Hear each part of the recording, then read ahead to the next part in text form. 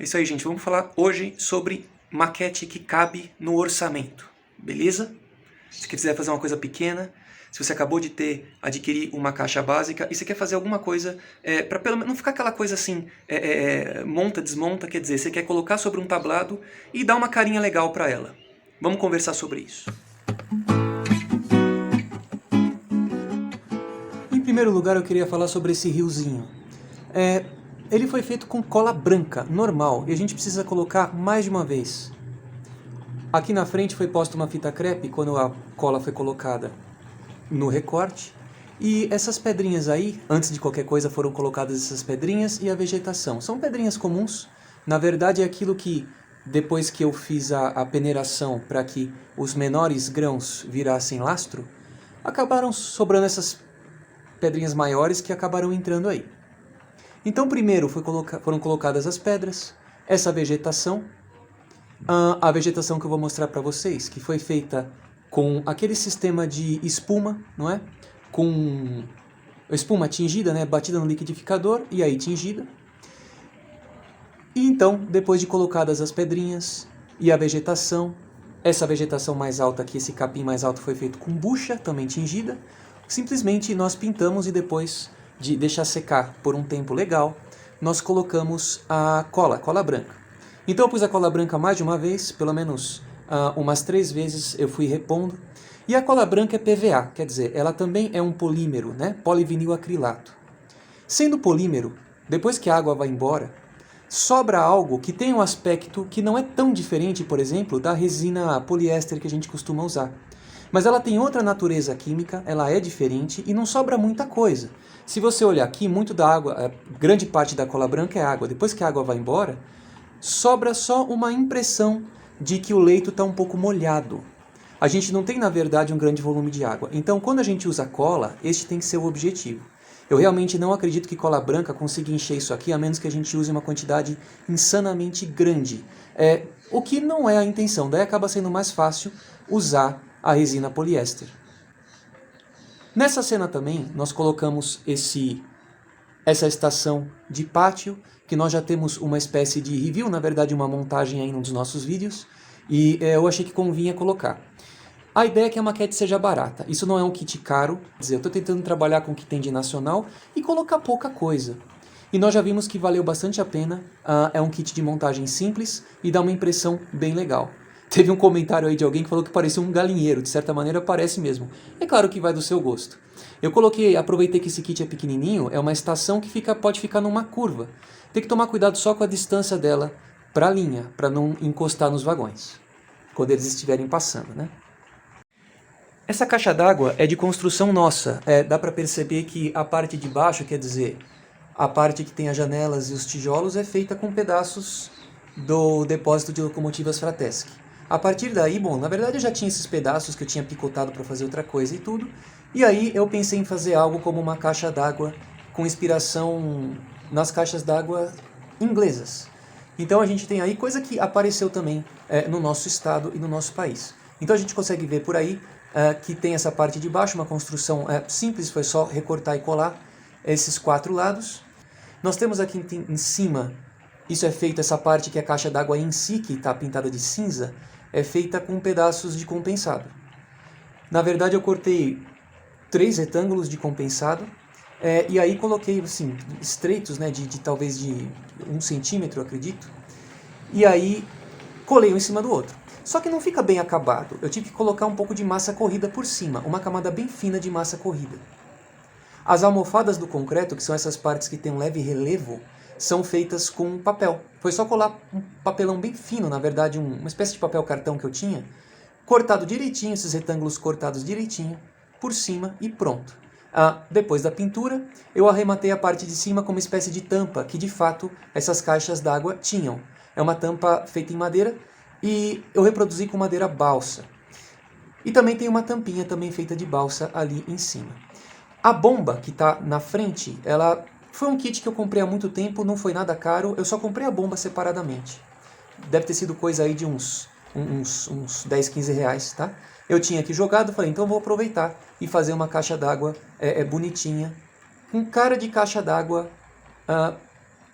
Talvez tenha uma cara de importada, mas a gente vê estruturas semelhantes por aqui também. Essa estrutura carvoeira, ela é da marca Atlas. De novo, foi alguém que me deu a dica, eu tinha esquecido a marca dela.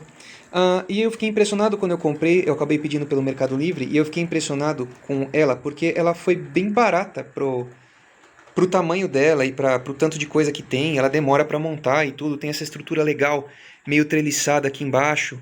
Então, valeu muito a pena esse kit. Ele foi coisa de, olha, não sei, faz um tempo que eu comprei, tá? Ele foi coisa de uns 50, 60 reais, talvez. Talvez até menos, coisa de 40, não me lembro muito bem, tá? Mas esses kits da Atlas tendem a não ser caros. Eu não sei por quê, mas tendem a não ser muito caros comparados com kits de outras marcas. Para manter a coisa no orçamento, compensa bastante pegar essas casinhas Fratesc e transformar numa coisa que você queira. Em vez de você comprar uma lanchonete ou um café, você pode fazer esses recortes que eu fiz aqui. Então eu fiz uns recortes na parte da frente, ou dos lados, enfim, como se fosse um cantinho em que a pessoa pudesse entrar e tivesse só uma coluna. Aqui dá para ver melhor. Fica uma coluna no canto e tem essas duas, dessa área livre. É claro que falta ainda colocar banquinhos, coisas assim, enfim. Mas e com essa chaminézinha já dá uma cara diferente. Também tem essa estrutura aqui que foi tema de um vídeo que nós fizemos. Essa parte também é uma casinha Fratesc, mas a parte da frente nós colocamos um papelão. Isso aqui é só um pedaço de papelão com massa corrida por cima. Aí dá uma impressão que é uma parede de alvenaria. Foi só isso que nós fizemos, né? Tiramos a parte da frente, cortamos o pedacinho do telhado e aplicamos essa parede frontal. O resto são figuras que eu tinha por aí, quer dizer, figuras, essas são coisas feitas em resina ou mesmo em plástico, mas essas frutinhas e tal, essa bancada, são coisas que a gente consegue que valem muito a pena. São detalhes pequenos que tendem a não ser caros e eles fazem toda a diferença. Enquanto que a parte grande a gente mesmo faz. Porque a graça mesmo está nos detalhes. Eu acho que a parte diferente, a parte que chama atenção, fica muito nos detalhes. Essas, aí sim, pode valer a pena investir. Em mais de um lugar nós temos cercas. Essas cercas foram feitas simplesmente com madeira balsa.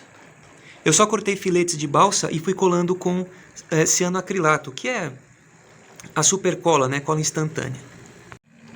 E aqui também nós temos uma dessas cerquinhas agora pintada de marrom.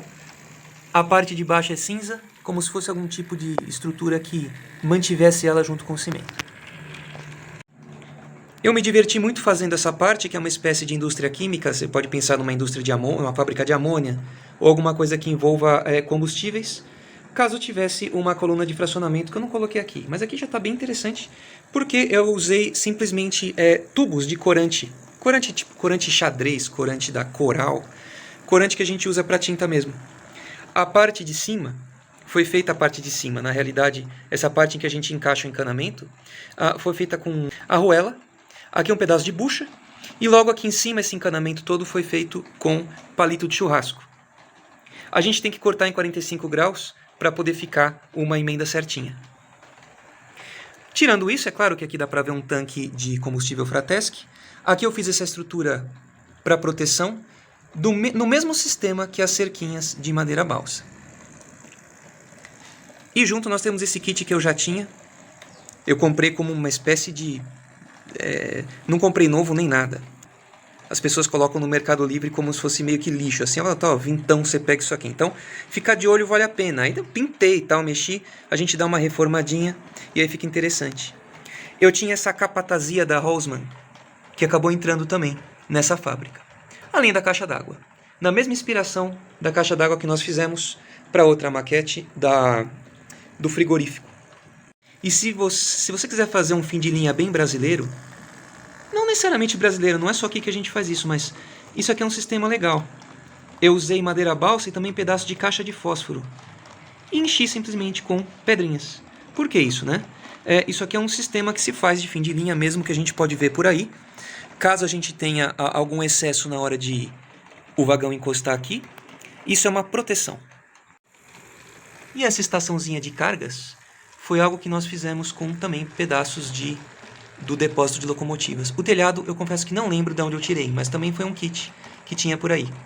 É só ir recortando com muito cuidado a gente faz o recorte aqui com aquela faquinha, na verdade com aquela serra X-acto, né? Exacto. A gente usa isso aí para tentar fazer um corte bem certinho. E toda a vegetação na base da espuma, triturada com auxílio de liquidificador, ou espuma normal. Aí o liquidificador batendo junto com água, não adianta você tentar bater ela seca. E aí depois a tingida.